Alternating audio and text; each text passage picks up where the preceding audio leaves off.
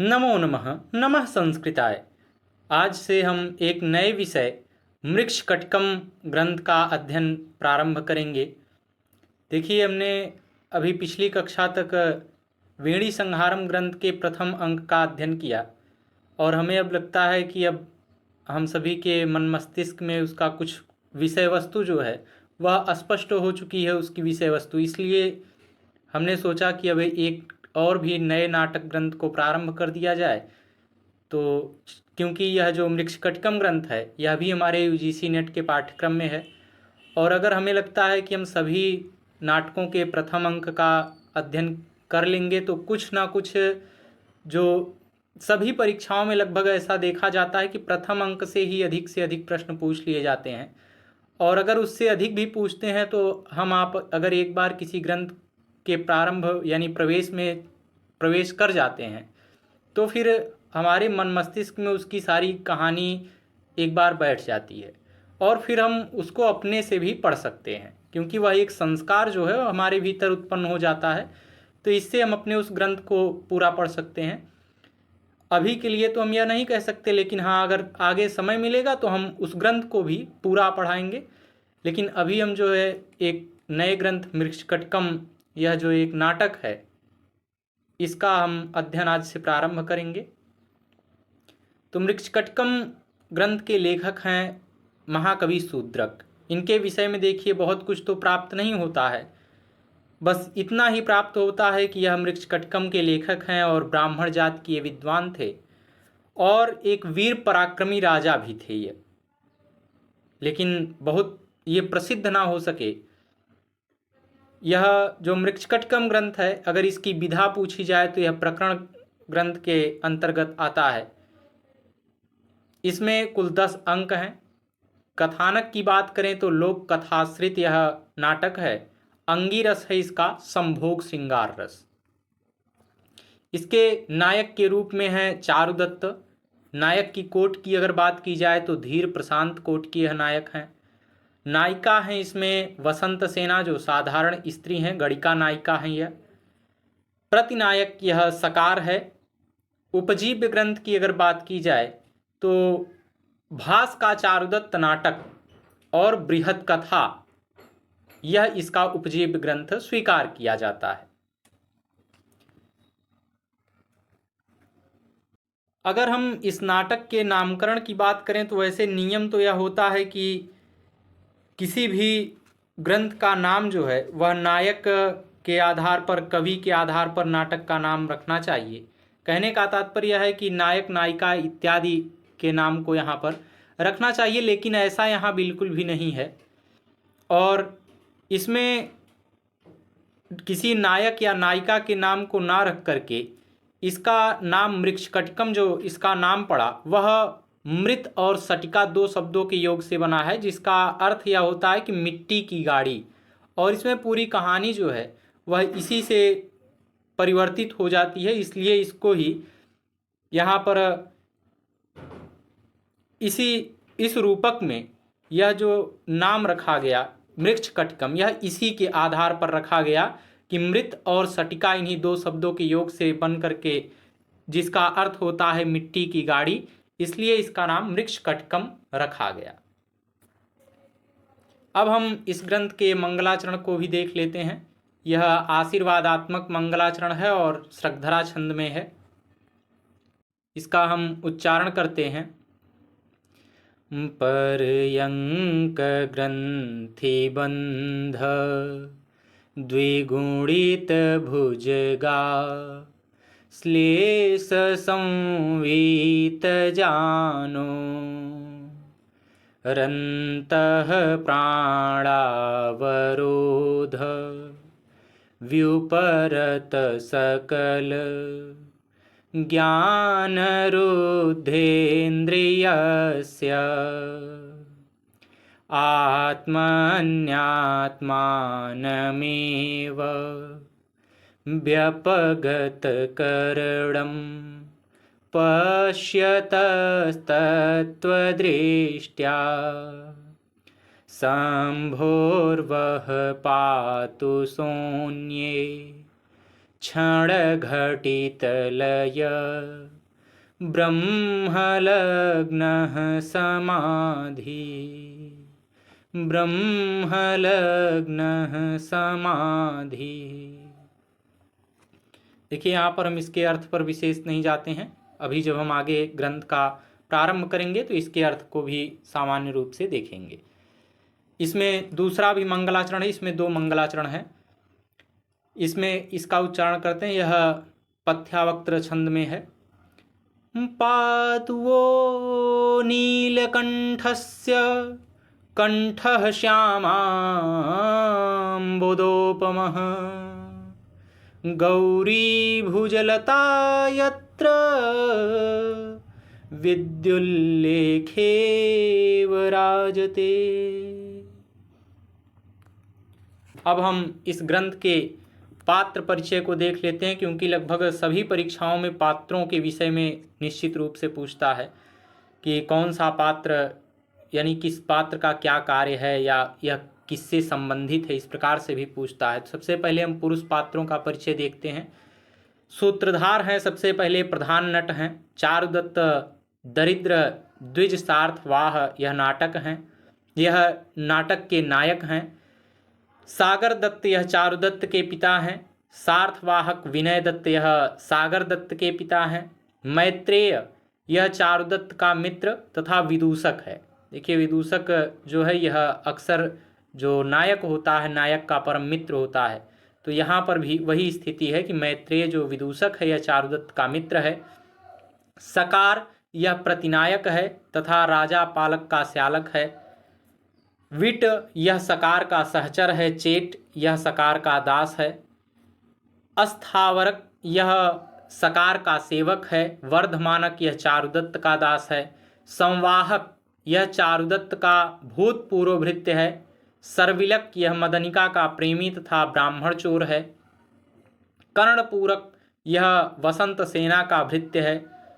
कुंभलीक चेट यह वसंत सेना का दास है। विट यह वसंत सेना का परिचारक है। रोहसेन यह चारुदत्त का पुत्र है। बंधुल यह वैश्यापुत्र है। इसके बाद है आर्यक, यह राजा पालक का कैदी तथा पश्चात में राजा बनता है। चंदनक यह राजा पालक का बलपति यानी नगर रक्षक है। वीरक यह राजा पालक का सेनापति और यह भी नगर रक्षक है। भिक्षु यह बौद्ध सन्यासी चारुदत्त का भूतपूर्व भृत्य तथा आश्रम का संवाहक है। शोधनक यह न्यायालय में काम करने वाले नौकर हैं। माथुर यह प्रधान जुआरी है, यानी इसका नाम सभिक है और इसे ही द्यूत क्रीड़ा का अध्यक्ष भी कहा जाता है। दरदुरक यह दूसरा जुआरी है। जूर्ण वृद्ध, कहीं कहीं पर इसको चूर्ण वृद्ध भी लिखा गया है, लेकिन जूर्ण वृद्ध सामान्य रूप से सही है। तो यह चारुदत्त का मित्र है। अधिकरणिक यह न्यायाधीश है। खंडमोटक यह वसंत सेना का हाथी है। चंदनक यह पृथ्वी का दंडपालक है। भिक्षु यह बौद्ध सन्यासी तथा पूर्व आश्रम का संवाहक है। रेभिल यह उज्जैनी का व्यापारी तथा विशिष्ट गायक है। आर्यक यह गोपालपुत्र का राजा है और पालक यह उज्जैन का राजा है। अब कुछ प्रमुख स्त्री पात्र जो हैं उनको भी हम देख लेते हैं, जिनमें सबसे पहले नटी है, यह सूत्रधार की पत्नी है। वसंत सेना यह नायिका है, गणिका नायिका है यह। रदनिका यह चारुदत्त की दासी है। चेटी यह वसंत सेना की दासी है। धूता यह चारुदत्त की धर्म पत्नी है। वृद्धा ये वसंत सेना की माता हैं। रदनिका यह वसंत सेना की प्रिय दासी तथा सर्विलक की प्रेयसी हैं। इसके बाद हैं छत्रधारिणी, यह वसंत सेना की परिचारिका हैं। चेटी हैं चारुदत्त की दासी। अब इन पात्रों में भी कुछ ऐसे पात्र हैं जो मंच पर नहीं आते हैं, तो उनमें हैं जूर्णवृद्ध, ये चारुदत्त के मित्र हैं, यह मंच पर नहीं आते। पालक ये उज्जैन के राजा हैं, यह भी मंच पर नहीं आते हैं, बस केवल इन सब की चर्चा होती है। रेभिल ये उज्जैनी का एक व्यापारी है तथा चारुदत्त का मित्र है और यह विशिष्ट गायक है, यह गान का कार्य करता है इस नाटक में। सिद्ध यह आर्यक की राज्य प्राप्ति की घोषणा करने वाले महात्मा हैं। तो यह इस नाटक के जो प्रमुख पात्र थे उनके विषय में हमने जान लिया। अब इस मृक्षकटकम ग्रंथ की जो संक्षिप्त कथा है, उस संक्षिप्त कथा को हम उसके अंक के नाम के साथ ही देख लेते हैं। तो सबसे पहले इसमें तो ये हमें ज्ञात ही हो चुका है कि कुल 10 अंक हैं। तो मृक्षकटकम की जो कथा वस्तु है वह 10 अंकों में प्रकरण के रूप में निबद्ध किया गया यह ग्रंथ है। इसमें उज्जैन की प्रसिद्ध वैश्या वसंत सेना का दरिद्र ब्राह्मण चारुदत्त के साथ प्रेम का वर्णन किया गया है। राजा का साला सकार भी वसंत सेना को अपनाना चाहता है और एक रात वह वसंत सेना का पीछा करता है तो वसंत सेना चारुदत्त के घर में रक्षार्थ प्रवेश के लिए द्वार तक पहुंच जाती है। सकार के मूर्खतापूर्ण कथन से वसंत सेना को यह ज्ञात हो जाता है कि वह अपने प्रेमी चारुदत्त के भवन के पास है और वह उसी भवन में प्रविष्ट हो जाती है। विदूषक के कसकर झिड़क देने से सकार बाहर ही रह जाता है और चारुदत्त से वार्तालाप के पश्चात वसंत सेना अपने आभूषण उसी के पास न्यास के रूप में रख जाती हैं। इस प्रकार से यह प्रथम अंक का नाम अलंकार न्यास नामक यह पहला अंक इतनी घटना के बाद समाप्त होता है। अब द्वितीय अंक की बात करें तो इस प्रकरण ग्रंथ के द्वितीय अंक का नाम द्युतकर संवाहक है। इस अंक के प्रारंभ में 2 घटनाएं घटित होती हैं। नायक चारुदत्त की सेवा में सदैव संलग्न रहने वाला संवाहक किसी परिस्थितिवश पक्का जुआरी बन जाता है, यानी जुआ खेलने वाला बन जाता है और जुए में प्रचुर धन हार जाने के पश्चात वह भागकर वसंत सेना के घर पहुंचता है। वसंत सेना अपने प्रेमी चारुदत्त के सेवक को अपना हस्ताभरण देकर जुए के ऋण से मुक्त करा देती है। संवाहक बौद्ध भिक्षु बन जाता है। संयोग से उसी दिन प्रातःकाल वसंत सेना का खुंट मोड़क गज मार्ग में आने वाले किसी भिक्षु को कुचलना चाहता है, परंतु उसका सेवक कर्णपूरक उसकी रक्षा कर लेता है। कर्णपूरक की इस बहादुरी से प्रसन्न चारुदत्त उसे अपना बहुमूल्य दुसाला यानी साल जिसको हम कहते हैं, उस साल को वह पुरस्कार स्वरूप प्रदान करता है, जिसे वह अपने पराक्रम का वृत्तांत सुनाते हुए वसंत सेना को समर्पित कर देता है। अपने प्रेमी का दुसाला पाकर वसंत सेना अपने प्रासाद की सर्वोच्च छत पर पहुंच जाती है और यहीं पर यह द्वितीय अंक समाप्त हो जाता है। तो ये दूसरा अंक भी हो गया। अब तीसरे अंक में देखिए, तीसरे अंक इस संधि विच्छेद नामक प्रकरण के तृतीय अंक में सर्विलक वसंत सेना की दासी तथा अपनी प्रेमिका मदनिका को सेवा कार्य से मुक्ति दिलाना चाहता है। कठिनाई यह होती है कि मदनिका की मुक्ति के लिए वसंत सेना को कुछ दिए बिना यह कार्य संभव न था। यही विचार करके ब्राह्मण होते हुए भी सर्विलक चारुदत्त के घर में सेंध लगाकर वसंत सेना के ही आभूषण को चुरा लेता है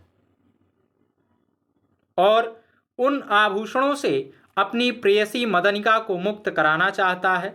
दूसरी ओर चारुदत्त की पत्नी धूता अपने पति को अपयश से बचाने के लिए अपनी बहुमूल्य रत्नमाला विदूषक को इसलिए दे देती है कि वह उसे वसंत सेना के स्वर्ण भांड के बदले उसके घर पहुंचा दे। चारुदत्त उस रत्नमाला को वसंत सेना के घर भिजवा देता है और वर्धमानक को सेंध बंद करने के लिए आदेश देता है। इसी के साथ यह तृतीय अंक जो है यह समाप्त हो जाता है। अब इस प्रकरण ग्रंथ के चतुर्थ अंक का नाम मदनिका सर्विलक संवाद है। इसमें सर्विलक चारुदत्त के यहाँ से चुराए गए अलंकारों को लेकर वसंत सेना के घर पहुँचता है। वह मदनिका से मिलकर अलंकार संबंधी चोरी की पूरी कहानी उसे सुना देता है। मदनिका वसंत सेना के अलंकारों को पहचान लेती है और सर्विलक से कहती है कि वह स्वयं उन आभूषणों को वसंत सेना को दे आए। सर्विलक स्वयं को चारुदत्त का व्यक्ति बताते हुए वैसा ही करता है। वसंत सेना मदनिका को सर्विलक की वधू बनाकर गाड़ी में बिठाकर विदा कर देती है। इधर विदूषक चारुदत्त के द्वारा भेजी गई रत्नावली को वसंत सेना को सौंप देता है। वसंत सेना रत्नावली को लेकर विदूषक के द्वारा चारुदत्त को संदेश भिजवाती है कि वह सायंकाल उनसे मिलने के लिए आएगी। इस अंक में विदूषक वसंत सेना के भव्य भवन के प्रकोष्ठों का अवलोकन करके उनकी प्रशंसा करता है और यहीं पर यह चतुर्थ अंक, जिसका नाम मदनिका सार्विलक संवाद है, यह भी समाप्त हो जाता है। इसके बाद अब बात आती है पंचम अंक की।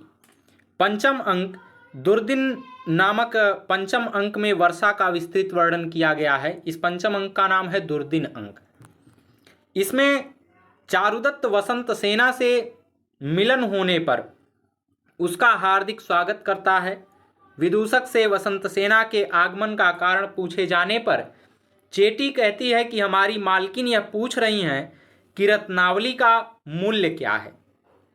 वे उसे अपनी समझ कर जुए में हार गई हैं और उसके बदले यह स्वर्ण भांड देने को समुद्यत हैं। चारुदत्त और विदूषक दोनों ही उसे देखकर आश्चर्यचकित हो जाते हैं। चेटी स्वर्ण भांड की प्राप्ति का संपूर्ण वृत्तांत विदूषक के कान में कह देती है। विदूषक चारुदत्त से सब कुछ बताकर लौटना चाहता है। चारुदत्त और वसंत सेना साथ साथ घर की ओर जाते हैं और वसंत सेना वहीं पर रात्रि व्यतीत करती है। इसी के साथ यह पंचम अंक, जो दुर्दिन अंक के नाम से जाना जाता है, यह भी समाप्त होता है। अब बात आती है उस अंक की जिसके कारण इस पूरे नाटक की कथा ही परिवर्तित हो जाती है। अब इस प्रकरण ग्रंथ के षष्ठ अंक का नाम है प्रवहण विपर्यय। इसका अर्थ यह है यान परिवर्तन, यानी गाड़ी का बदलना। अब इसमें अगले दिन प्रातः वसंत सेना चारुदत्त की पत्नी को उसकी रत्नमाला लौटाना चाहती है, परंतु वह उसे स्वीकार नहीं करती। उसी समय चारुदत्त की चेटी रदनिका चारुदत्त के पुत्र रोहसेन को गोद में लेकर मंच पर आती है। पुत्र रोहसेन के हाथ में मिट्टी की गाड़ी है, इसलिए वह शिकायत करता है कि उसे सोने की गाड़ी चाहिए। उसको बहलाने के लिए उसे लेकर रदनिका वसंत सेना के पास पहुंचती है। वसंत सेना उसका परिचय पाकर तथा उसकी बाल सुलभ वार्ता से पराभूत होकर सोने की गाड़ी बनाने के लिए अपने आभूषण उतारकर उसकी मिट्टी की गाड़ी में रख देती है, जिससे वह सोने की गाड़ी खरीद सके। वसंत सेना को अपने प्रेमी चारुदत्त से मिलने के लिए उद्यान में जाना है और वह भूल से वहीं खड़ी हुई सकार की गाड़ी पर सवार हो जाती है। आर्यक जेल से भागा हुआ है, वह शरण चाहता है। वह वसंत सेना के लिए खड़ी चारुदत्त की गाड़ी में बैठ जाता है। यहीं पर देखिए, यहीं पर परिवर्तन हो जाता है। जो वसंत सेना को जिस गाड़ी में बैठना था उसमें आर्यक यानी जेल से भागा हुआ आर्यक बैठ जाता है, और जिसमें आर्यक को बैठना रहता है उसमें वसंत सेना जाकर के बैठ जाती है। अब वह वसंत सेना के लिए जब खड़ी गाड़ी में आर्यक बैठ जाता है तो मार्ग में चंदनक नामक एक सिपाही आर्यक को अभयदान दे करके उसकी गाड़ी को आगे जाने देता है। इसी के साथ यह षष्ठ अंक समाप्त होता है। अब बात आती है सप्तम अंक की, जिसका नाम है आर्यक अपहरण। इसमें चारुदत्त और विदूषक वसंत सेना को लेकर आने वाली गाड़ी की प्रतीक्षा करते हैं। गाड़ी वहां पहुंचती है तो विदूषक जैसे ही गाड़ी का पर्दा हटाकर भीतर झांकता है तो वहां वह एक पुरुष को देख करके चिल्ला पड़ता है। आश्चर्यचकित चारुदत्त वहां स्वयं आकर देखता है कि गाड़ी में बैठा हुआ आर्यक चारुदत्त से शरण मांगता है। चारुदत्त उसे अभयदान नहीं देता, परंतु उसके बंधन को कटवा कर उसे विदा कर देता है। चारुदत्त और विदूषक राजभय के कारण शीघ्र ही वहां से चले जाते हैं। इसी के साथ यह सप्तम अंक समाप्त होता है। अब इस प्रकरण ग्रंथ के अष्टम अंक का नाम वसंत सेना मर्दन है। अब इसके प्रारंभ में चीवर हाथ में लिए हुए भिक्षु को देखकर सकार जब उसे अपराधी समझकर मारता है तो विट उसे बचा लेता है। भिक्षु सकार की स्तुति करते हुए अपने प्राणों को बचाकर वहां से भाग जाता है। पुनः सकार जब गाड़ी में वसंत सेना को देखता है तो भयपूर्वक पीछे हट जाता है। सकार वसंत सेना से प्रणय प्रार्थना करता है, परंतु वसंत सेना उसके प्रार्थना को ठुकरा देती है, उसके प्रेम को ठुकरा देती है। इससे क्रुद्ध होकर के सकार वसंत सेना का गला घोंट देता है। वसंत सेना मूर्छित होकर के पृथ्वी पर गिर पड़ती है और विट से यह सब दृश्य देखा नहीं जाता तो वह सकार का साथ छोड़कर सर्विलक आदि से मिलने के लिए चला जाता है। सकार वसंत सेना के शरीर को पत्तों से ढककर छोड़ देता है तथा शीघ्र ही चारुदत्त के विरुद्ध हत्या का मुकदमा चलाने के लिए न्यायालय पहुंच जाता है।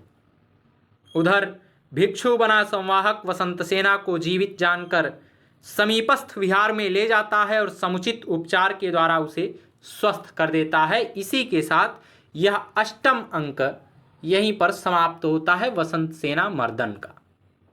अब प्रारंभ होता है नवम अंक जिसका नाम है व्यवहार। इसमें सकार चारुदत्त पर वसंत सेना को मारने का अभियोग लगाता है। अधिकरणिक द्वारा पूछे जाने पर वीरक के वक्तव्य से इसकी पुष्टि हो जाती है। विदूषक और सकार में झंझट हो जाता है। आपस में मारपीट के दौरान विदूषक की बगल से वसंत सेना के आभूषण पृथ्वी पर गिर पड़ते हैं। सकार उन्हें उठाकर सभी को दिखाता है और कहता है कि इन्हीं के लिए चारुदत्त ने वसंत सेना को मार डाला और इसके कारण आधिकरणिक अभियोग को सच मानकर चारुदत्त को मृत्युदंड का आदेश दे दिया जाता है। इसी के साथ यह नवम अंक समाप्त होता है और अब इस प्रकरण ग्रंथ के दसम अंक जिसका नाम है संहार या कह लीजिए संहारक, इसमें विदूषक और रोहसेन चांडालों से चारुदत्त को छोड़ने की प्रार्थना करते हैं, क्योंकि पहले का यह नियम होता था कि जो चांडाल होते थे वही फांसी पर लोगों को चढ़ाते थे। तो वे कहते हैं कि चारुदत्त के स्थान पर वे उनका वध कर दें। इधर अस्थावरक चांडालों से बार बार कहता है कि वसंत सेना की हत्या चारुदत्त ने नहीं अपितु सकार ने की है। सकार जब यह सुनता है तो चांडालों को विश्वास दिलाने के लिए अस्थावरक को अपना सुवर्ण स्तेयी बताकर अपराधी ठहराता है और प्रतिकूल बोलने का यही कारण बताता है। चांडाल इसे सच भी मान लेते हैं। इतने में भिक्षु और वसंत सेना चारुदत्त के प्राणदंड की घोषणा को सुन लेते हैं और वे दोनों बड़ी तेजी से वध स्थान की ओर प्रस्थान करते हैं। यानी जिस स्थान पर चारुदत्त को चांडाल मारने वाले थे, उसका वध करने वाले थे, वहीं पर वह तुरंत प्रस्थान करते हैं दोनों भिक्षु और वसंत सेना। उनके वहां पहुंचने से पूर्व ही एक चांडाल चारुदत्त पर तलवार से प्रहार करता है, परंतु वह सफल नहीं होता। पुनः जैसे ही चांडाल चारुदत्त को सूली पर चढ़ाना चाहते हैं, भिक्षु और वसंत सेना वहां पर उपस्थित हो जाते हैं। यह देखकर सभी लोग आश्चर्यचकित हो जाते हैं। चांडाल तुरंत ही यह समाचार राजा को देते हैं कि वसंत सेना को देखकर सकार वहां से तुरंत भाग जाता है। फिर वसंत सेना और भिक्षु को देखकर चारुदत्त आनंद से फूले नहीं समाते हैं, बहुत प्रसन्नता उन्हें हो जाती है। इसी समय राज्य परिवर्तन भी हो जाता है। पालक के स्थान पर आर्यक राजा हो जाता है। वह चारुदत्त को मुक्ति और सकार को मृत्युदंड का आदेश देता है, क्योंकि आर्यक को चारुदत्त ने ही छोड़ा था। उदार हृदय चारुदत्त सकार को क्षमा कर देता है। इधर चंदनक यह सूचना देता है कि चारुदत्त की पत्नी धूता सती होने जा रही है। चारुदत्त धूता को सती होने से बचा लेता है। धूता प्रसन्न होकर वसंत सेना का आलिंगन करती है। चारुदत्त और वसंत सेना का विवाह हो जाता है। भिक्षु को सभी विहारों का कुलपति बना दिया जाता है। अस्थावरक को सकार की दास्तां से मुक्ति दिला दी जाती है।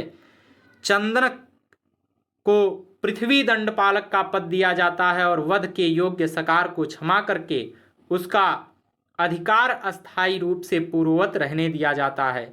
इसी के साथ इस प्रकरण रत्न की समाप्ति हो जाती है। अब हम एक बहुत महत्वपूर्ण प्रश्न जो अब परीक्षाओं में पूछता है इस मृच्छकटकम ग्रंथ से, वह यह है कि इसमें किन किन प्राकृत भाषाओं का प्रयोग है और इनके वक्ता कौन है, यानी इस प्राकृत भाषा के बोलने वाले कौन हैं। तो यह प्रश्न बहुत महत्वपूर्ण है, इस ग्रंथ से संबंधित है। तो देखिए, इसमें कुल 7 प्रकार की प्राकृत भाषा का प्रयोग है, जिसमें सौरसेनी, अवंतिजा, प्राज्या, मागधी, सकारी, चांडाली और ढक्की, ये 7 प्रकार की प्राकृत भाषाएं प्रयुक्त हैं इस ग्रंथ में। अब बात आती है कि कौन पात्र किस प्राकृत का प्रयोग करता है, ये बहुत महत्वपूर्ण प्रश्न है। तो देखिए, सौरसेनी भाषा का प्रयोग जो है वह सूत्रधार, नटी, रदनिका, मदनिका, वसंत सेना और उस वसंत सेना की माता, धूता, चेटी, कर्णपूरक, शोधनक और श्रेष्ठी, ये कुल 11 पात्र ऐसे हैं जो सौरसेनी प्राकृत भाषा का प्रयोग करते हैं। इसके बाद दूसरी जो भाषा है अवंतिजा, इसके बोलने वाले कुल 2 पात्र हैं, वीरक और चंदनक। ये अवंतिजा प्राकृत भाषी हैं, ये अवंतिजा भाषा का प्रयोग करते हैं। तीसरी भाषा है प्राच्या प्राकृत। प्राच्या प्राकृत का प्रयोग विदूषक करता है। मागधी, इसका प्रयोग सकार, वसंत सेना, चारुदत्त के 3 चेट, संवाहक, भिक्षु और चारुदत्त का पुत्र रोहसेन, ये 6 पात्र मागधी भाषा का प्रयोग करते हैं। अगली भाषा है सकारी भाषा। इसका प्रयोग केवल सकार करता है, सकार इसी प्राकृत भाषा का प्रयोग करता है। छठी भाषा है चांडाली। दोनों चांडाल इसी प्राकृत भाषा का प्रयोग करते हैं।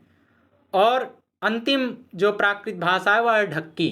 इस प्राकृत भाषा का प्रयोग द्युतकर और माथुर किया करते हैं। तो यह प्रश्न जो है बहुत महत्वपूर्ण है यूजीसी नेट के परीक्षा की दृष्टि से, तो इसलिए इसका विशेष रूप से ध्यान रखिएगा। अब हम मृच्छकटकम ग्रंथ के कुछ मुख्य संदर्भ हैं, इनका एक बार अध्ययन कर लेते हैं, क्योंकि इसमें हमने जो प्रश्न थे उन्हीं प्रश्नों को छांट करके बस लिख दिया है। प्रश्न ना लिख करके केवल उनमें हमने ये समझिए कि उत्तर को केवल आपको बताने के लिए इसको यहाँ पर संकलित कर दिया है। तो इसका हम अध्ययन करते हैं। इसमें 7 भाषाओं का प्रयोग है, सौरसेनी इत्यादि, जिनका भी हमने नाम लिया सबका। नायिका नायकाख्यानात् संज्ञा प्रकरणादिषु।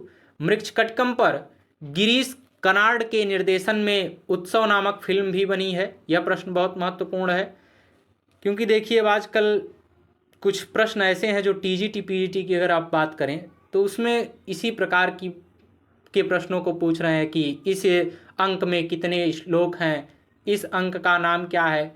तो इसलिए यह प्रश्न बहुत महत्वपूर्ण हो जाता है। कहते हैं अब मृच्छकटकम का नायक चारुदत्त अवंतपुरी उज्जैनी नगर में रहता था। सकार ने वसंत सेना के 10 नाम रखे थे। सकार राजा का साला था। सकार प्राकृत भाषा का प्रयोग करता था तथा विट यह संस्कृत भाषा का प्रयोग करता था। अच्छा, यह पूछा जाए कि सकार किस प्रकार की प्राकृत भाषा का प्रयोग करता था, तो सकारी, जो सकारी प्राकृत थी उसका प्रयोग करता था। आगे है काणेली पुत्र, यह शब्द विट द्वारा सकार के लिए प्रयुक्त किया जाता था। सौदामिनी, यह शब्द विद्युत के लिए प्रयुक्त किया गया है। देखिए, विद्युत के लिए एक नया शब्द है सौदामिनी। आगे कहते हैं सकार का ही दूसरा नाम संस्थानक है। कामदेवायतन उद्यान में वसंत सेना जाती है। जुआरियों का अध्यक्ष है सभिक, यह जुआरियों का अध्यक्ष है। गोपाल पुत्र का राजा यह आर्यक है। मृच्छकटकम में कनक शक्ति के द्वारा सेंध फोड़ने के 4 उपाय बताए हैं। पकी हुई ईंटों में 7 प्रकार की सेंध होती है। सर्विलक दीवार में पूर्ण कुंभ सेंध लगाता है। धूता ने रत्न षष्ठी का व्रत रखा था। चारुदत्त ने विदूषक के द्वारा रत्नावली को वसंत सेना के पास भिजवाया।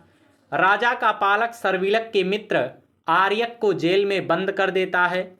चेटी विदूषक को 8 प्रकोष्ठों में ले जाती है।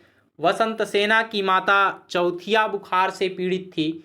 वसंत सेना चारुदत्त को आम्र वृक्ष तथा सकार को पलाश वृक्ष कहती है। चारुदत्त अपने पुत्र को जनेऊ देता है। आर्यक ने उज्जैनी की वेणा नदी कुशवती के तट पर चारुदत्त को राज्य दान किया। मृक्ष कटकम की नायिका कुलजा एवं वैश्या दोनों है। कुलजा है धूता और वैश्या है वसंत सेना। चारुदत्त उज्जैनी का एक व्यापारी ब्राह्मण और दरिद्र युवक था। वसंत सेना वसंताम्री की तरह थी। अब मृक्ष कटकम ग्रंथ के लेखक हैं शूद्रक, यह हमने पहले ही अध्ययन कर लिया। और मृक्ष कटकम के आधार ग्रंथ के रूप में माना जाता है चारुदत्तम नाटक को। मृक्ष कटकम ग्रंथ है, यह प्रकरण ग्रंथ है। इसमें कुल 10 अंक हैं। इसका प्रारंभ होता है नांदी पाठ से, जिसमें इस ग्रंथ में अष्टपदा नांदी का प्रयोग किया गया है। यह भी पूछा जा सकता है कि इसमें कौन सी नांदी है, तो इसमें अष्टपदा नांदी है। मृक्ष कटकम का अंत होता है भरतवाक्य से। इसका प्रधान रस है श्रृंगार। नायक हैं इसके चारुदत्त। मृक्ष कटकम का प्रतिनायक है सकार। नायिका है इसकी वसंत सेना। प्रकरण में नायिका होती हैं 2, एक कुलीना एक गणिका। तो मृक्ष कटकम में वसंत सेना जो है यह गणिका नायिका है। उज्जैनी की गणिका है वसंत सेना। चारुदत्त की पत्नी का नाम है धूता। चारुदत्त का सेवक था संवाहक। वसंत सेना का सेवक था कर्णपूरक। चारुदत्त दुसाला इनाम में देता है किसको? कर्णपूरक को। चारुदत्त के घर में सेंध लगाकर चोरी करता है कौन? सर्विलक। सर्विलक की प्रेमिका है मदनिका। वसंत सेना की दासी और सखी है मदनिका। वसंत सेना चारुदत्त से मिलने के लिए जाती है कहाँ? पुष्कर दंडक उद्यान में। मृक्ष कटकम का विदूषक है मैत्रेय। वसंत सेना का गला दबाता है कौन? सकार, जो राजा का साला है। आर्यक को मारकर राजा बनता है कौन? पालक। गणिका को सामान्य भाषा में क्या कहा जाता है? वैश्या। चारुदत्त के नायकत्व की श्रेणी है धीर प्रशांत। त्रिवर्ग में लगा हुआ था कौन? चारुदत्त।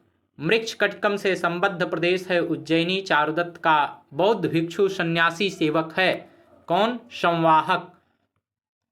अब देखिए, जो हमने अभी आपसे कहा कि इसमें अब ऐसा भी प्रश्न किया जा रहा है कि किस अंक में कितने श्लोक हैं, तो इसलिए यह भी हमें जानना बहुत आवश्यक है। तो मृक्ष कटकम के प्रथम अंक में कुल श्लोक हैं 58। इसके द्वितीय अंक में कुल श्लोक हैं 20। मृक्ष कटकम के तृतीय अंक में कुल 30 श्लोक हैं। मृक्ष कटकम के चतुर्थ अंक में कुल 33 श्लोक। पंचम अंक में कुल श्लोक हैं 51। मृक्ष कटकम के षष्ठ अंक में कुल 27 श्लोक हैं। और सबसे कम अगर श्लोक की बात की जाए तो सप्तम अंक में कुल केवल 9 श्लोक हैं। अष्टम अंक में कुल 47 श्लोक हैं। नवम अंक में कुल 43 श्लोक हैं।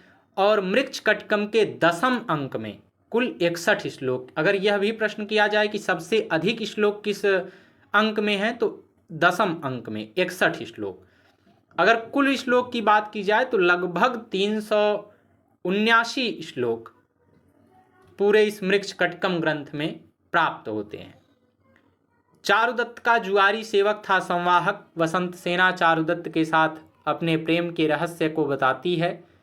किससे? मदनिका। किसे बताती है? तो मदनिका को बताती है। सर्विलक जात का था ब्राह्मण। कला का प्रेमी कौन था? चारुदत्त था। मृक्ष कटिक का कथानक है कवि कल्पित। चारुदत्त की सेविका है रदनिका। चारुदत्त का पुत्र है रोहसेन। रोहसेन को खेलने के लिए मिट्टी की गाड़ी देती है कौन? रदनिका। चारुदत्त अपनी दरिद्रता का मार्मिक वर्णन किसमें करता है? प्रथम अंक में करता है। आर्यक को बंधन से मुक्त कौन कराता है? चारुदत्त। तो फिर बाद में आर्यक भी चारुदत्त को मुक्त ही कराता है। गणिका अंधकार का लाभ उठाकर किसके घर जाती है? चारुदत्त के। वसंत सेना अपने आभूषणों को न्यास के रूप में रखती है चारुदत्त के घर में। नवम अंक में चारुदत्त अपने पुत्र के पालन पोषण का भार सौंपता है। किसको? विदूषक को सौंपता है। संवाहक द्यूत में ऋणी होकर किसके पास जाता है? वसंत सेना के पास। संवाहक को ऋण मुक्त करती है कौन? वसंत सेना ऋण मुक्त करती है। वसंत सेना का मत्तगज आक्रमण करता है किसके ऊपर? संवाहक के ऊपर। सर्विलक का मित्र है आर्यक। वसंत सेना चारुदत्त के घर पर रात बिताती है। किस अंक में? पंचम अंक में। वर्षा काल का भव्य वर्णन है पंचम अंक में। खेलने के लिए स्वर्ण का खिलौना गाड़ी मांगता है कौन? रोहसेन। और रोहसेन कौन है? तो चारुदत्त का ही पुत्र है रोहसेन। कारागार से भागा हुआ आर्यक किसकी गाड़ी में बैठता है? चारुदत्त की।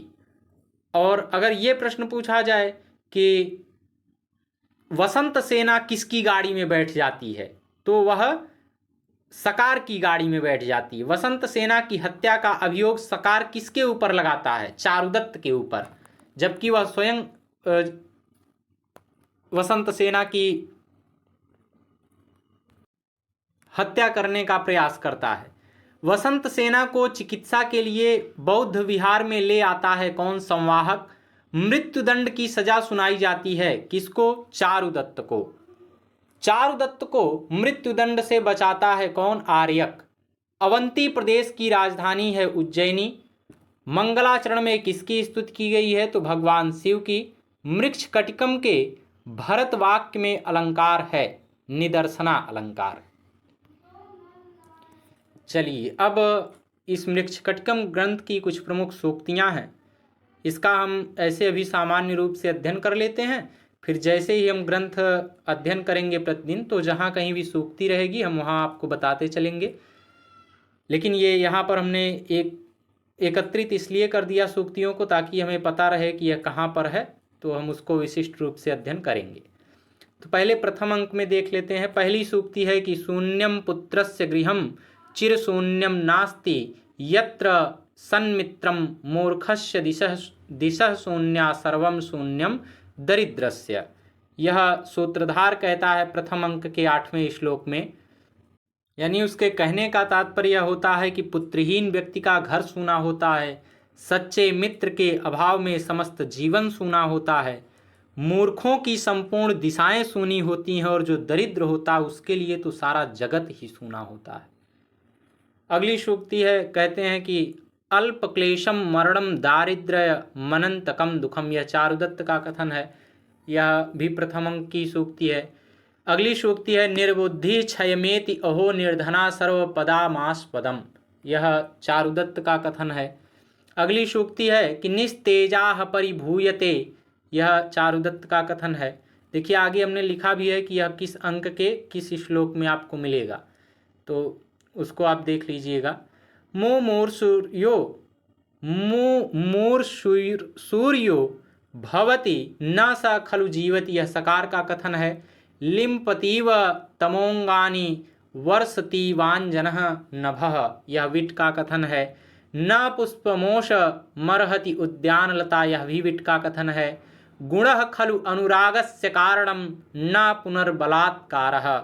यह वसंत सेना का कथन है।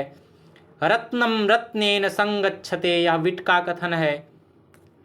मन्ये निर्धनता प्रकामम परम षष्ठम महापातकम। यह चारुदत्त का कथन है। स्वके गेहे कुक्कुरोपि तावच्चंडो भवति। यह विदूषक का कथन है। चारित्रेण विहीन आढ्योपि च दुर्गतो भवति। यह मैत्रेय कहता है। अगली सूक्ति है कि आलाने गृह्यते हस्ति वाजी वल्गाशु गृह्यते हृदये गृह्यते नारी यदिदम नास्ति गम्यताम। यह विट का कथन है। अगली सूक्ति है कि यदा तु भाग्यक्षय पीडितां दशाम नरः कृतान्तोपहितां प्रपद्यते तदास्य मित्राण्यपि यान्ति मित्रतां चिरानुरक्तोपि विरज्यते जनः। यह चारुदत्त का कथन है। अगली सूक्ति है कि पुरुषेषु न्यासान् निक्षिप्यन्ते न पुनर्गेहेषु। यह वसंत सेना का कथन है। उदयति ही शशांकः कामिनी गंडपांडुः। यह चारुदत्त का कथन है। अगली सूक्ति है कि बहुदोषा ही शर्वरी। यह चारुदत्त कहता है। भाग्य क्रमेण ही धनानि भवन्ति यान्ति च। अगली सूक्ति है कि नष्ट धनाश्रयस्य सौहृदादपि जनाः शिथिली भवन्ति। यह चारुदत्त का कथन है। अब द्वितीय अंक की प्रमुख सूक्तियां देख लेते हैं, जिनमें पहली सूक्ति है सुमेरु शिखर पतन सन्निभम द्यूतम। यह संवाहक कहता है या आत्मबलम ज्ञात्वा भारम तुलितम वहति मनुष्यः तस्य अस्खलनम न जायते न च कांता रगतो विपद्यते। यह संवाहक का कथन है। अगली सूक्ति है कि अपेयेषु तडागेषु बहुतर मुदकम भवति। यह वसंत सेना का कथन है। सत्कार धनः खलु सज्जनः। यह संवाहक का कथन है। वासपादप विशष्टु लतया पक्षिणः इतस्ततोपि अहिडन्ते। यह वसंत सेना का कथन है। अब तृतीय अंक में देखिए, इसमें पहली सूक्ति है कि अनति क्रमणीया भगवती गोकाम्या ब्राह्मण काम्या च। यह सर्विलक का कथन है। शिक्षा बलेन च कर्म मार्गम। यह सर्विलक का कथन है। संकनीया ही लोके अस्मिन् निष्प्रतापा दरिद्रता। यह चारुदत्त का कथन है। अब चतुर्थ अंक की प्रमुख सूक्तियां देख लेते हैं। कहते हैं इसमें कि पहली सूक्ति है स्वेदोषैर भवति ही शंकितो मनुष्य। यह सर्विलक कहता है। साहसे श्रीः प्रतिवसति। यह भी सर्विलक का कथन है। रक्तम पुरुषम स्त्रियः परिभवन्ति। यह सर्विलक का कथन है। वेश्या श्मशान सुमना इव वर्जनीया। यह भी सर्विलक का कथन है। न पर्वताग्रे नलिनी प्ररोहति न गर्दभावाजिधुरम वहन्ति युवाः प्रकीर्णा न भवन्ति सालयो न वेश जाताः शुचयस्तथांगना। यह सर्विलक का कथन है। इसमें लगभग आपको चौथे अंक में सारी सूक्तियां सर्विलक के द्वारा ही मिलेंगी। अगली सूक्ति है कि स्त्रियो ही नाम खल्वेता निसर्गादेव पंडिताः पुरुषाणाम तु पांडित्यम शास्त्रैरेवापदिश्यते। यह सर्विलक का कथन है। न चंद्रादापतो भवति। यह मदनिका कहती है। निशायाम नष्ट चंद्र तपो दुर्लभो मार्गदर्शकः। यह सर्विलक कहता है। अगली सूक्ति है कि गुणेषु यत्नः पुरुषेण कार्यो न किंचिद प्राप्य तमं गुणानां गुण प्रकारसा दुडुपेन सर्थोर लंघ्य मुलंघित मुत्तमांगम। यह भी सर्विलक का ही कथन है। अब षष्ठम अंक में देखिए, इसमें भी दो सूक्तियां हैं। दैवीं च सिद्धिरपि लंघयितुं न शक्या बलवता सह को विरोधः। यह आर्यक का कथन है। अगली सूक्ति है वरम व्याप्यक्षतो मृत्युर्न गृहीतस्य बंधने। यह आर्यक का कथन है। सप्तम अंक में यह जो सूक्ति है, यह एक ही सूक्ति है कि ना कालम पेक्षते स्नेहः। यह चारुदत्त कहता है। अष्टम अंक में देखते हैं, इसमें पहली सूक्ति है कि विसीमा इंद्रिय चौरा हरन्ति चिर संचितम धर्मम। यह विट कहता है। अगली सूक्ति है मूर्खेर भाराक्रांता वसुंधरा। यह भी विट का ही कथन है। अगली सूक्ति है कि हंसी हंसम परित्यज्य वायशम समुपस्थिता। यह भी विट का कथन है। इसमें लगभग सभी सूक्तियां विट के द्वारा ही कही गई हैं। दुष्कर्म विषमोषधि कर्तुम। यह भी विट का कथन है। नलताः पल्लवक्षेदम अर्हन्त्युप पवनोद्भवाः। यह भी विट का ही कथन है। अगली सूक्ति है विविक्त विस्त्रम भरशो ही कामः। यह भी विट का ही कथन है। अब नौवें अंक की कुछ प्रमुख सूक्तियां हैं, इनको भी देख लेते हैं। पहली सूक्ति है सूर्योदये उपरागो महापुरुष विनिपातमेव कथयति। यह अधिकरणिक का कथन है। अगला भी कथन अधिकरणिक का है, वह कहता है कि किम कुलेनोपदिष्टेन शीलमेवात्र कारणम भवन्ति नितराः स्फेताः सुक्षेत्रे कंटकिद्रुमाः। यह अधिकरणिक का कथन है। अगली सूक्ति है चारुदत्त के द्वारा कि छिन्द्रेष्वनर्था बहुली भवन्ति। अगली सूक्ति है मूले छिन्ने कुतः पादपस्य पालनम। यह विदूषक कहता है। और अब अंतिम अंक में कुछ प्रमुख सूक्तियां हैं। पुरुष भाग्या नाम चिंत्याः खलु व्यापारा। यह चारुदत्त कहता है। अगली सूक्ति है सर्वः खलु भवति लोके लोकः सुख संस्थितानां चिंतायुक्तः। यह चांडाल का कथन है। विनिपतितानां नाराणां प्रियकारी दुर्लभो भवति। अगली सूक्ति है परोपि बंधुः समसंस्थितस्य मित्रं न कश्चिद् विमस्थितस्य। यह चारुदत्त का कथन है। और अगली सूक्ति है कि गगन तले प्रतिवसन्तौ चंद्र सूर्या वपि विपत्तिम लभेते। यह चांडाल का कथन है। अगली और इस ग्रंथ की अंतिम सूक्ति है कि सर्वत्रार्जवम शोभते। यह सर्विलक कहता है। तो इसी के साथ आज इस सामान्य कक्षा का हम यहीं पर समापन करते हैं। अब हम अगली कक्षा से इसके प्रथम अंक का प्रारंभ करेंगे। यदि आप सभी का कोई प्रश्न हो तो आप पूछ सकते हैं। और अगर आप सब चैनल पर पहली बार आए हो तो चैनल को सब्सक्राइब अवश्य करें और अपने मित्रों के पास संप्रेषित अवश्य करें। आज के लिए बस इतना ही। नमो नमः। नमः संस्कृताय। धन्यवाद।